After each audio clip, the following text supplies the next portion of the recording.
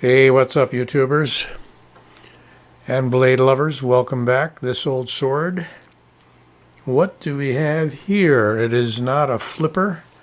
It's not a folder. And most likely, you won't want to put it in your pocket unless it's your 511 pants in a cargo pocket. So for all you preppers and go baggers, this might be something you're interested in. This is not new to the collection. This is the Microtech Crosshair, and it's a very interesting knife. It comes in various versions. I think they also have one with a clip point, little different blade shape, called the Apache. You can check me on that. I'm not sure if that's correct or not. But this is a small to medium size. I think you'd probably have to call it medium because of its sheer bulk and weight. Fixed blade knife. Interesting holes in the middle. Go straight through. So that blood groove or fuller down the middle is very functional to break vacuum, which is what the original fullers were created for. It is not a light knife. We'll weigh it up in a moment. A textured, we're going to call it G10. I believe it's G10. It could be a molded resin. I'm not sure. It is extremely hard, but not brittle. We have your traditional tri-wing bolts, screws that Microsoft uses on its out the fronts and other knives. Got them on both sides, so the scales are removable. This one is in FDE or desert tan, whatever you'd like to call it. This one is a full double edge, with the top edge being very useful serrations for cutting strapping material, rope, plastic, what have you. It's not really a saw. You might be able to see some light use on wood, I'm not sure.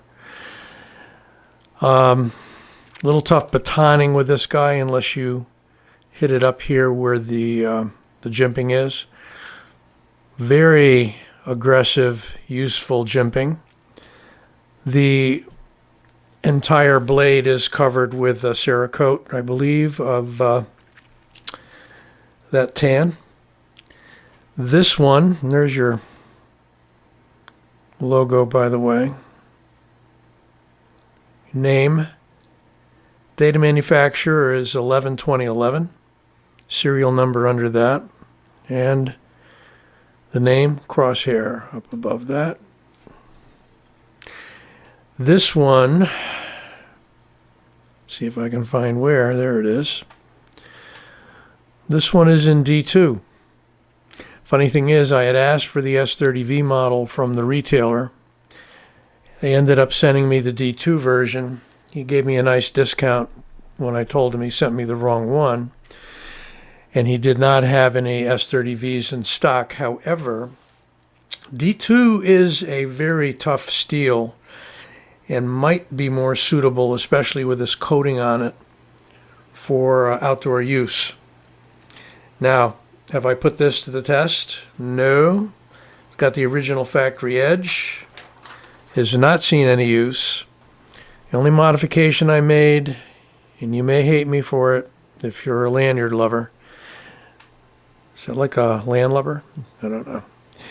I took the very nicely braided pigtail, it was about that long, with a little metal cap at the end off, because, you know, I always move these knives around and practice with them and so forth.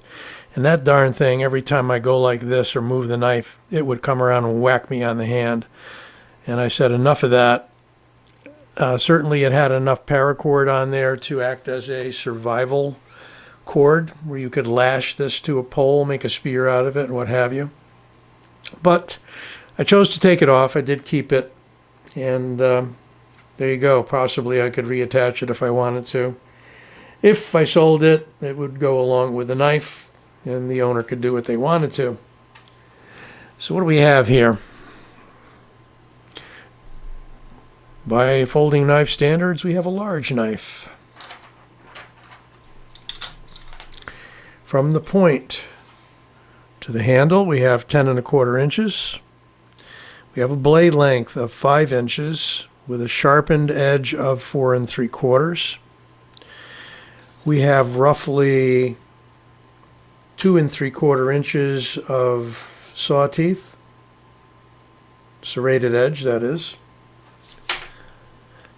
As I mentioned, we have a fuller with holes that go through. Traditionally, in military use on bayonets, this was used to break the suction after a thrust into the body. Yep, that's right. Other dimensions, we're in inches, so let's see how thick the handle is. 0.78 of an inch. As you'd expect for a fixed blade, it's not going to be very thin. It is a rounded, contoured handle that's actually, the ergos are very, very good, and they don't confine you to one grip. Let's switch to millimeters. We have a blade stock of 5.3 millimeters. That is going to be probably a quarter, no, it's not a quarter of an inch, it's 0.20 inches, so not quite a quarter, which is kind of good because a quarter is overkill. I know Tops likes to use a 1/4 inch stock on all their fixed blades and maybe even more. I don't think you need it here. We have a useful pommel that's flattened for hammering. So in a pinch, you could certainly get that done. Before I forget, let's bring out the scabbard, the sheath. We have a very nicely made thick stock Kydex sheath with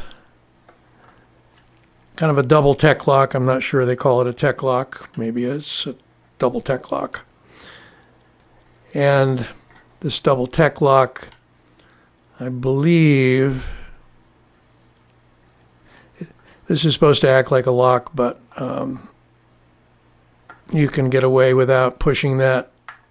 But it locks in pretty well. You can put that on Molly, you can put it on a belt, you can put it on a backpack. Locks in very well. Very well made sheath. No rattle. None whatsoever. And yet, you can thumb it right off. Now to me, that is the way to make a Kydex sheath. That's a great job by Microtech. And you pay for it. I forget what these are going for nowadays, even if you can get them. I think we're talking at least 300, maybe 320, 350, I'm not sure.